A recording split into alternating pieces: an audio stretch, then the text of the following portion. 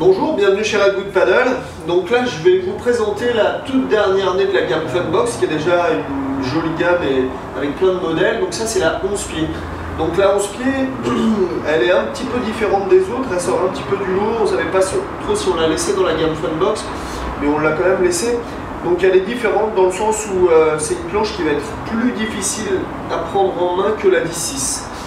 Pourquoi? Parce qu'elle est déjà un petit peu moins large que la 10-6 et surtout elle a un tail beaucoup plus fin. Donc on finit sur un romping tail, donc c'est une planche qui va perdre un petit peu en stabilité mais qui va gagner énormément en changement rail to rail au surf.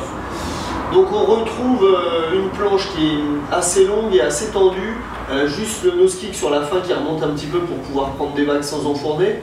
Donc le but de cette planche, c'est vraiment d'avoir une planche pour des gabarits moyens ou des bons gabarits qui seront plus lourds parce que c'est quand même une planche qui a du volume. Mais l'idée c'était d'avoir une planche qui soit vraiment super bien pour les balades, donc les balades rapides puisqu'on a une planche très longue, donc il y a beaucoup de glisse. Très fine à l'arrière, donc voilà, c'est pareil, ça nous donne énormément de glisse, mais qu'on peut utiliser aussi dans des toutes petites vagues pour surfer avec un esprit vraiment longboard en fait. Donc on retrouve, je dirais, plutôt un mix entre une turncoat et une funbox pour ce modèle. Voilà, donc il faut vraiment faire attention quand on fait le choix de cette funbox 11 pieds. Voilà, c'est pas du tout une planche plus facile que la funbox 10 pieds. Donc voilà, n'hésitez pas à nous appeler pour nous demander plus de conseils et de renseignements sur cette planche. Et puis voilà, donc en termes de construction, c'est identique aux autres Funbox que vous avez peut-être regardé dans les vidéos précédentes. Donc elle est toujours montée en tri-fin, donc avec des ailerons futurs en twin et un aileron central en US box. On n'a pas de lap non plus dans cette planche-là, ça a été un choix aussi.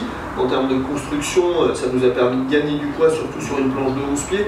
Et le poids qu'on a gagné, on a décidé de le rajouter sur le dessus de la planche, sur le top de la planche, en rajoutant une couche de fibre partout, ce qui fait qu'aujourd'hui on a une coque qui est vraiment super solide, avec une construction et un poids qui est vraiment super intéressant. Donc on ne pouvait pas descendre plus bas en termes de poids pour avoir cette solidité. Voilà, donc n'hésitez pas à nous contacter si vous voulez plus d'infos sur cette planche.